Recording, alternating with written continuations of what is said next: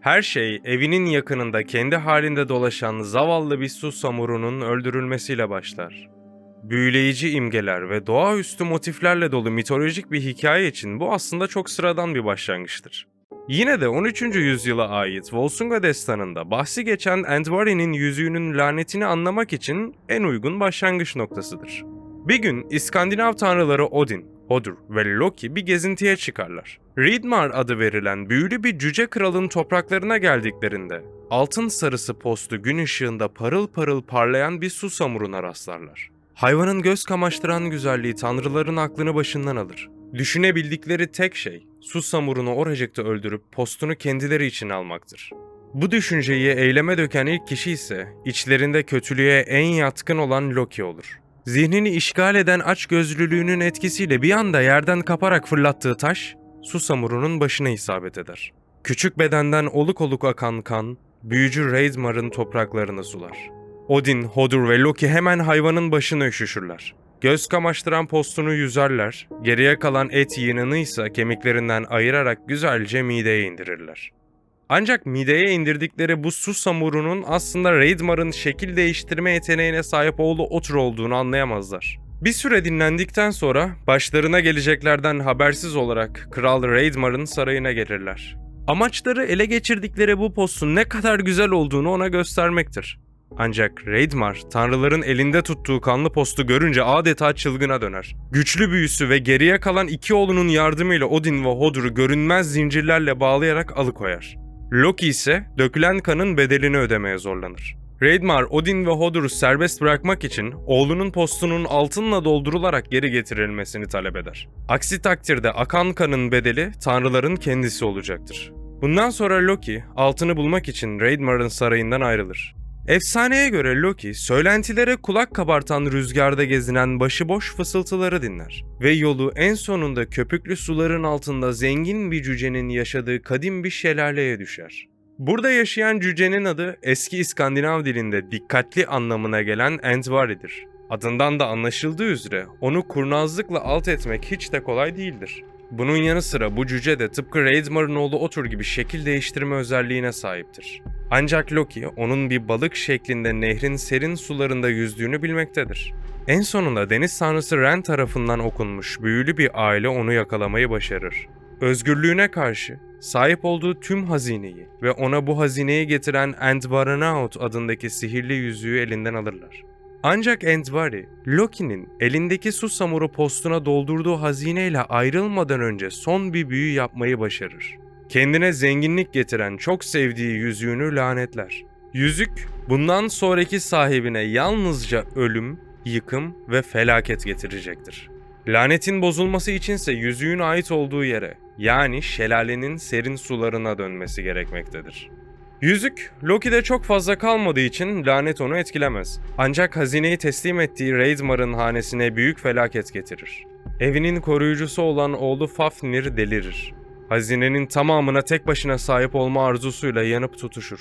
Sonunda babasını öldürür. Kardeşi Regin'i ise sürgüne gönderir. Ancak sahip olduğu hazine zihnini ve bedenini her geçen gün tüketmektedir. En nihayetinde sarayı terk ederek Sarp Dağları'nın yamacında soğuk ve karanlık bir mağaraya yerleşir. Tanınmaz haldeki bedeni zaman içinde kalın pullarla kaplanarak sertleşir. Bir zamanlar asaletin ışıltısıyla babasının sarayının altın koridorlarında yürüyen prens, herkesin adını korkuyla andığı bir ejderhaya dönüşür. Sıcak nefesiyle çevredeki toprağa alev ve zehir saçar. Zihninde yalnızca sahip olduğu hazineyi korumak vardır. Bu sırada Hreidmar'ın diğer oğlu Regin, kardeşinin ihanetine uğramış olmanın verdiği öfkeyle deliye dönmüştür. Hazineden kendi payına düşeni almak ister. Ancak sivri dişleri ve ölümcül ateşiyle kardeşinin eskiden daha güçlü olduğunu bilmektedir. Regin'in büyüsü onu alt edebilecek kudrete sahip değildir. Bu yüzden ejderhayı öldürebilmesi için destanın bazı versiyonlarında üvey oğlu olarak da geçen ünlü savaşçı Sigurd'la anlaşır. Ancak Fafnir'i öldürmek kolay olmayacaktır. Mağaraya giden yol, ejderhanın ölüm saçan nefesiyle zehirlenmiştir. Buna karşılık Regin Sigurd'a, Fafnir'in günün belli dönemlerinde karanlık ve nemli mağarasından ayrılarak su içmek amacıyla bir akarsunun kenarına indiğini söyler.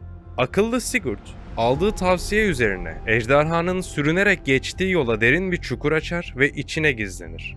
Bir süre sonra etrafını saran toprak sarsılmaya başlar. Fafnir'in hantal bir şekilde attığı adımlar yerküreyi titretmektedir. Sigurd, yüreğinde filizlenen korkuya rağmen yerinden ayrılmaz. Sonunda ejderhanın ürkütücü gölgesinin saklandığı çukurun üzerine düştüğünü fark eder. Sıkıca kavradığı kılıcını Fafnir'e doğru savurur ve onu öldürür. Destanın farklı versiyonları, hikayenin bu aşamasında Sigurd'un başına gelenler hakkında farklı ayrıntılar verir. Bir versiyona göre genç adam Fafnir'i öldürür, kanını içer ve kalbini kızartarak yer. Bu ona kuşlarla konuşma ve insanların kalbini okuma yeteneğini kazandırır. Böylece onu buraya gönderen kişi, yani Regin'in hazine ve yüzüğü almak amacıyla kendisini öldürmeyi planladığını anlar.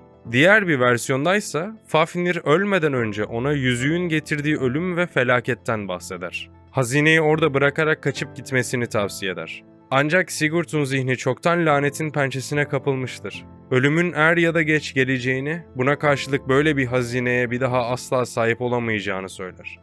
Artık düşünebildiği tek şey hazineyi ele geçirmektir.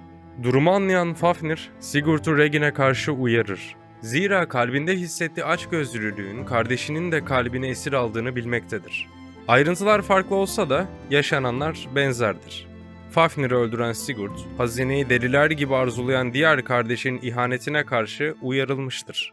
Ayrıca artık kendi de hazineyi arzulamaktadır.